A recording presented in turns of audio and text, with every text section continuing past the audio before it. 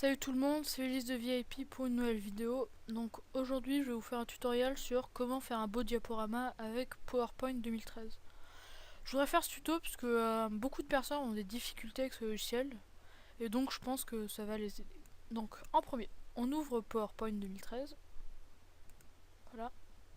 Donc comme vous le remarquez, on n'arrive pas directement sur une feuille blanche mais on nous propose différents thèmes avec différents fonds d'écran. Bon, pour la vidéo, moi je vais juste utiliser une feuille blanche toute simple. Voilà. Donc, comme dans PowerPoint 2007 et 2010, on a le ruban avec les différents onglets. Donc, moi je vais mettre un titre, donc par exemple la résistance. Et par exemple, comme sous-titre, comment a-t-elle changé la guerre? Ensuite, donc si on veut faire une nouvelle diapositive, il faut cliquer ici dans l'onglet accueil en haut à gauche. Soit vous cliquez ici, donc l'espèce de feuille avec un soleil pour une nouvelle diapositive toute simple avec un titre et un sous-titre comme ça.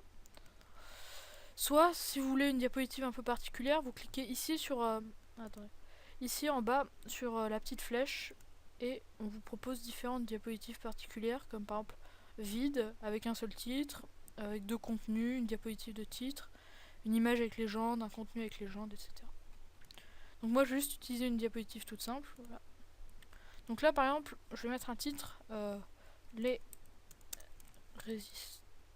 résistants, voilà. Donc par exemple si vous voulez centrer, il suffit juste de surligner et après voilà, attendez, de surligner et de cliquer ici sur centrer. D'ailleurs si vous le remarquez, si vous surlignez quelque chose, enfin voilà, si vous surlignez quelque chose, on vous met directement les options les plus courantes pour changer l'aspect des lettres. Donc par exemple, on vous propose des différentes polices. D'ailleurs, comme vous me remarquez, vous n'avez même pas besoin de cliquer, il suffit juste de pointer la souris sur une police pour qu'on vous montre à quoi elle va ressembler. Donc c'est une sorte d'essai en quelque sorte. Donc après, bon, il y a les polices, les tailles de police. Donc là c'est pareil. Les couleurs. Ça c'est un petit bouton qui vous permet d'augmenter d'un cran ou de baisser d'un cran la police.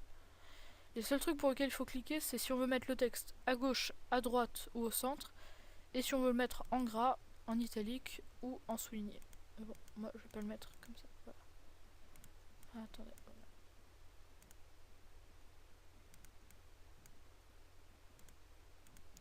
Donc ensuite, comme vous le remarquez ici, on vous propose directement d'insérer les choses les plus courantes. Donc un tableau, un graphique smart art, une image en ligne ou une vidéo. Donc moi j'ai envie d'insérer une image, donc je clique ici sur image. Là je sélectionne mon image, je clique sur insérer.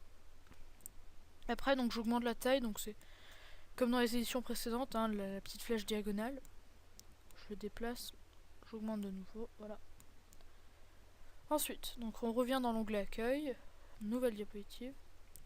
Donc là par exemple, j'ai appelé ça le champ des partisans. Donc là vous surlignez, bon moi je vais le mettre en source, donc voilà. Donc là imaginons que je veux insérer une chanson. Donc on va dans l'onglet insertion. Et donc comme vous le remarquez, l'onglet insertion est très très riche, c'est-à-dire qu'on peut insérer de nombreuses choses. Donc les choses les plus basiques comme un tableau, des images en ligne, des photos, des formes, des graphiques smart art, mais aussi des liens hypertextes, des zones de texte, des en-têtes et pieds de page, des objets word art, des datés, des numéros de diapositives, des équations, des symboles, des vidéos et de l'audio. Donc moi pour mon audio, je vais cliquer là sur audio sur mon PC, et là je choisis mon audio. Voilà, et je clique sur insérer. Et là ce que je vous conseille pour les vidéos ou pour l'audio, c'est au lieu de mettre au clic, de mettre automatiquement, parce que ce sera beaucoup plus simple. Donc ensuite, voilà. Donc après, donc pour faire des fonds d'écran, enfin des arrière-plans, donc vous avez deux options. Soit vous faites clic droit, mise en forme de l'arrière-plan, vous faites remplissage uni, enfin vous choisissez le remplissage que vous voulez, et vous mettez couleur, voilà, vous choisissez votre couleur. Non, c'est un peu moche ça. Rouge, voilà. Et vous choisissez la transparence, donc par exemple Je vais choisir, voilà. Et si vous voulez les mettre à toutes les diapositives, vous cliquez sur appliquer partout. Soit vous allez dans l'onglet création et vous choisissez un des fonds, des arrière-plans qu'on vous propose. Par exemple, celui-là. Et d'ailleurs, les arrière-plans modifient en quelque sorte la manière dont la diapositive est présentée. Regardez, je vous montre. Par exemple, si vous mettez celui-là, ce sera comme ça. Alors que si vous mettez celui-là, voilà. Vous voyez ? Voilà. Bon, moi je vais mettre le gris, il était pas mal. Voilà, celui-là. Ensuite, donc les transitions, donc ça, bon, je pense que je vais pas besoin de vous expliquer longuement. De toute façon, elles sont toutes expliquées. Enfin, il y a une petite image qui vous montre à peu près ce que ça va donner. Et de toute façon, si vous cliquez dessus, ça, il y a un aperçu, donc bon, c'est assez bien. Donc moi, je vais faire celle-là, avion, par exemple. Celle-là, je vais faire pousser. Et celle-là, je vais faire forme. Voilà. Donc ensuite, les animations. Donc comme vous le remarquez, si vous avez mis des fonds d'écran, normalement, vous ne pouvez pas voir les animations s'afficher. Donc ce qu'il faut faire, c'est cliquer sur les zones. Et après, vous choisissez l'animation que vous voulez. Donc par exemple, moi je vais choisir une rotation, là, pour le titre. Voilà. Ensuite, pour le sous-titre, je vais faire entrée brusque, par exemple. D'ailleurs, un conseil, c'est de faire dans l'ordre, parce que sinon, par exemple, si vous cliquez d'abord sur le sous-titre, puis sur le titre, ça va vous faire d'abord le sous-titre, ça veut dire par exemple d'abord comment a-t-elle changé la guerre, puis ensuite la résistance, donc ça a aucun sens évidemment, donc c'est vraiment mal à faire. Ensuite, donc bon, ça je vais en prendre un peu au hasard. Hein. Voilà. Voilà, celle-là. Voilà. Ensuite, donc, après, donc dans l'onglet, donc là vous choisissez par exemple démarrer au clic avec la précédente ou après la précédente. Ou là, durée, bon, ça vous choisissez, et délai aussi. Bon, mais ça c'est pas très important. Enfin, je vous conseille de laisser sur le réglage de base, parce que c'est un peu plus facile. Ensuite, donc dans diaporama, donc là, ce que je vous conseille c'est de cliquer sur configurer le diaporama, parce que là vous aurez les options de base qui sont bien, par exemple. Si vous voulez choisir de faire votre diaporama en plein écran ou en fenêtre, après vous avez quelques options, par exemple exécuter en continu jusqu'à échappe, diaporama sans narration, diaporama sans animation. Après vous choisissez la couleur du stylet. Ensuite vous pouvez choisir d'éliminer des diapositives, par exemple si vous voulez éliminer la première, bah, vous cliquez par exemple de 2 à 3. Moi je vais choisir toutes puisque c'est plus simple.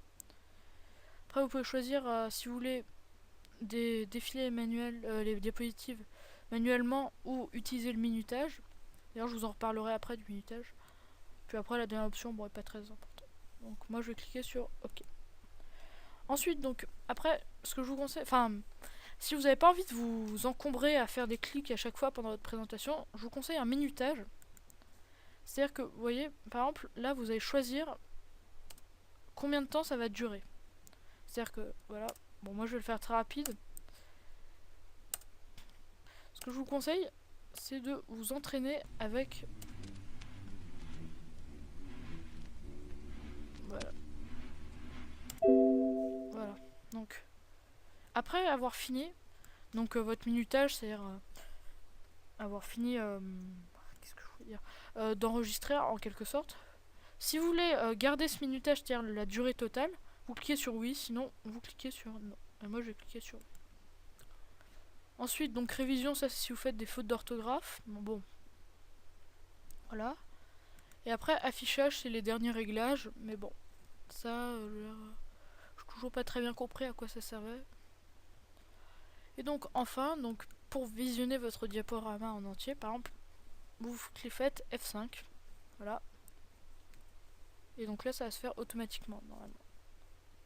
Voilà. Comme vous le remarquez, les diapositives, elles changent toutes seules.